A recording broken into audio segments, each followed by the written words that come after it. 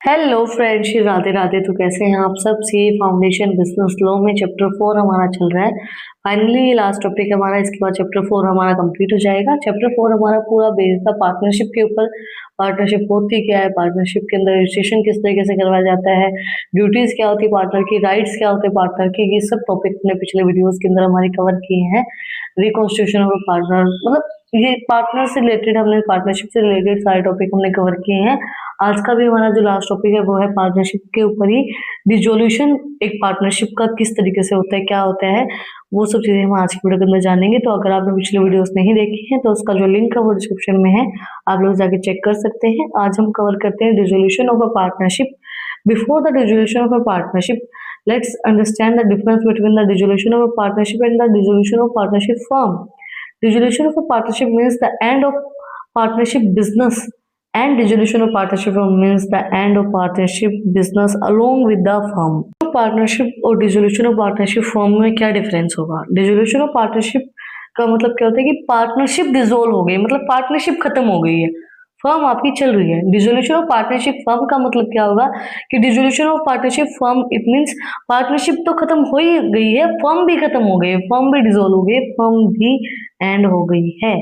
इसका मतलब होता है dissolution of partnership firm, it means end of partnership business and firm, वो सबका ही एंड हो गया है। डिसोल्यूशन ऑफ पार्टनरशिप का मतलब क्या होगा?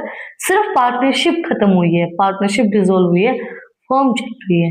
But dissolution of partnership firm मतलब पूरी ही चीजें खत्म हो गई है, फर्म भी खत्म हो गई है, पार्टनरशिप भी खत्म हो गई है।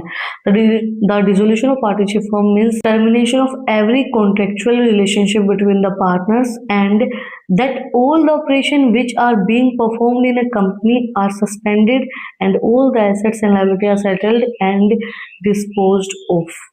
डिसोल्यूशन ऑफ पार्टनरशिप फर्म का मतलब क्या होता है कि टर्मिनेशन हो गया, मतलब जो भी कॉन्ट्रेक्चुअल एग्रीमेंट था, कोई भी रिलेशनशिप थी, वो सारी खत्म हो गई है।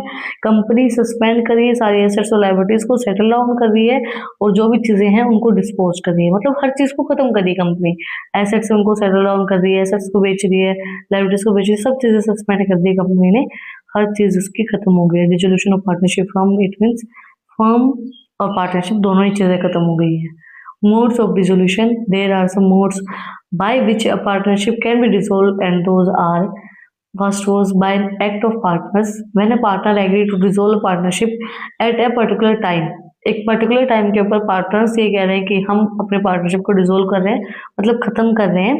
Partners can come into an agreement regarding a particular time में period may be 5 years, in which partners can end the agreement at the end of the 5 years. Sometimes partners can dissolve it in the middle of the time period under specific condition. देखो, partner से ये बोला है कि भाई 5 साल तक हमारा एग्रीमेंट है, 5 साल के बाद हम अपनी पार्टनरशिप को डिसोल्व कर देंगे। हो सकता है बीच में भी किया जाए, वो कुछ स्पेसिफिक कंडीशन में होता है कि बीच में आपकी पार्टनरशिप टूट जाए।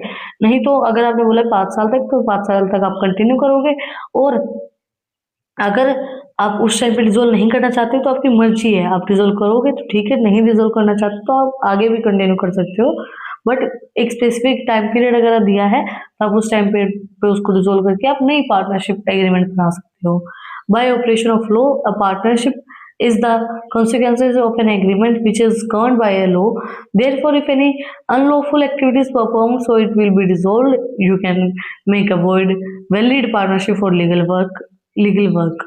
देखो, अगर पार्टनरशिप में जो भी एग्रीमेंट बनाया गया है, जो भी चीजें की गई हैं, वो लॉ के अकॉर्डिंगली आप काम नहीं कर रहा है, मतलब अनलॉफुल एग्रीमेंट, मतलब सॉरी, अनलॉफुल एक्टिविटी कोई परफॉर्म कर रहा है, मतलब लॉ के अगेंस्ट जाके कोई एक्टिविटी परफॉर्म की जा रही है, तो उस टाइम पे वो जो एग्रीमेंट उसको डिसोल्व किया जा सकता है।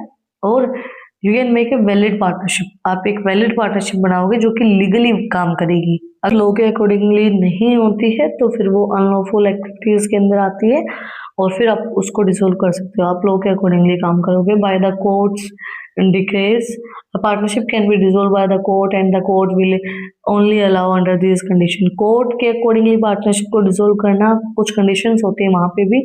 क्या क्या कंडीशन है? If the partner is incapable to work, अगर पार्टनर जो है वो कैपेबल नहीं है काम करने के लिए, तब कोर्ट बोलता है। अगर पार्टनर की मेंटल कंडीशन सही नहीं है, तब कोर्ट बोलता है कि भाई आप इस पार्टनरशिप को डिसोल्व कर दो। If the partner misbehave which creates a bad impact on the partnership, अगर जो पार्टनर है वो बिहेव अच्छा नहीं कर रहा है, मिसबिहेव कर रहा है, मतलब गाली गलौज कर रहा है, कुछ भी कर रहा है, तो उस टाइम पे भी पार्टनरशिप के ऊपर अच्छा इम्पैक्ट नहीं पड़ता है, तो आप उसको डिसॉल्व कर सकते हो।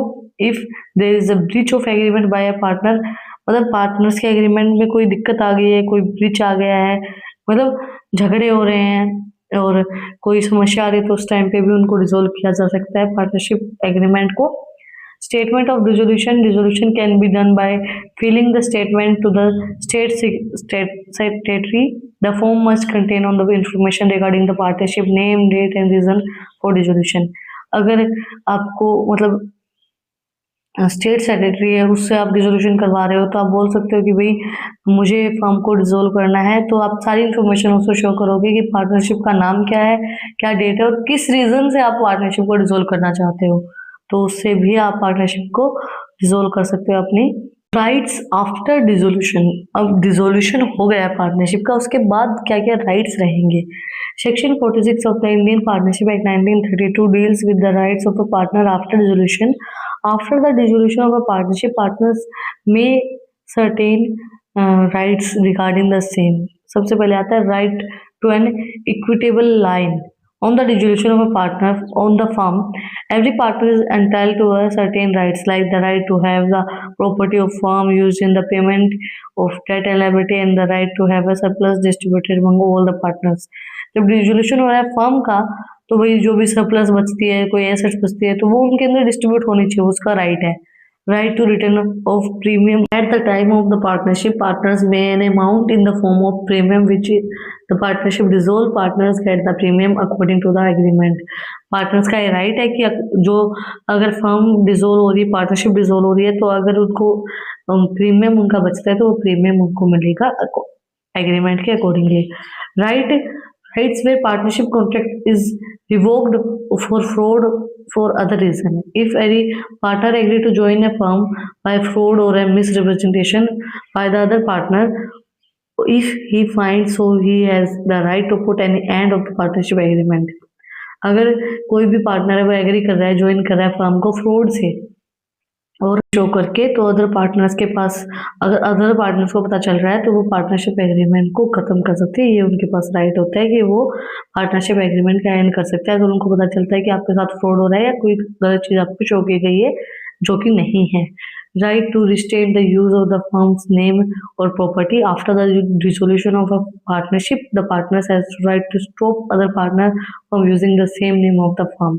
देखो, अगर डिसोल्यूशन हो रहा है पार्टनरशिप का, तो पार्टनर्स के पास ये राइट है कि वो दूसरे पार्टनर्स को बोल सकता है कि आप सेम नाम यूज नहीं कर सकते अपनी पार्टनरशिप का, और सेम फर्म को सेम नाम से नहीं चला सकते हो, क्योंकि पार्टनरशिप जो है वो डिसोल्व हो गई है, तो आप अपना नया नाम रखो।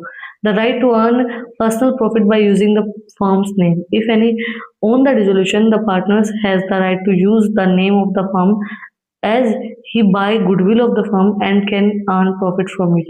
जो डिसोल्यूशन हो गया है जब पार्टनरशिप का, तो पार्टनर्स के पास ये राइट होता है कि वो फर्म का नाम यूज कर सकते हैं, उसकी गुडविल का नाम यूज कर सकते हैं प्रॉफिट को कमाने के लिए। That's it for today. इसी के साथ हमारा चैप्टर 4 कंप्लीट हो गया है। आज हमने कंप्लीट किया डिसोल्यूशन ऑफ पार्टनरशिप, क्या होता है, क्या क्या राइट्स होते हैं पार्टनरशिप के अंदर, किस रीजन से क्या क्या मोड्स होते हैं पार्टनरशिप को डिसॉल्व करने के। अगर आपको कुछ भी डाउट है, कुछ भी पूछना है, कमेंट में मुझसे पूछ सकते हैं। और इन टॉपिक्स की पीडीएफ चाहिए तो टेलीग्राम चैनल का लिंक भी डिस्क्रिप्शन में है, वहाँ पे जाके आप लोग मुझे फॉलो कर सकते हैं। अच्छी इंटरेस्टिंग रील्स को देखने के लिए इंस्टाग्राम चैनल का लिंक भी डिस्क्रिप्शन में है, वहाँ पे जाके आप लोग मुझे फॉलो कर सकते हैं। इस वीडियो को ज़्यादा से ज़्यादा शेयर करें, ताकि जिसको भी ज़रूरत हो, आपके फ्रेंड्स जो भी लोग हैं जिनको पता नहीं है, जो भी पार्टनरशिप चला रहे हैं, तो उनको तक आप ये राइट्स, ड्यूटीज एंड जो डिसोल्यूशन ऑफ पार्टनरशिप है वो आप भेज सकते हो। और फिर मिलते हैं वीडियो से टॉपिक के साथ। Like share and subscribe. Thank you for watching my video and enjoy your life.